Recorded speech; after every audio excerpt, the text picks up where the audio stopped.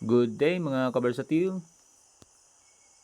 Itong ini-install natin ngayon ay sliding gate ito na maliit lang na sliding gate. Daanan lang to ng mga estudyante dito sa gilid. Dito sa gilid ng pinaka main gate nila.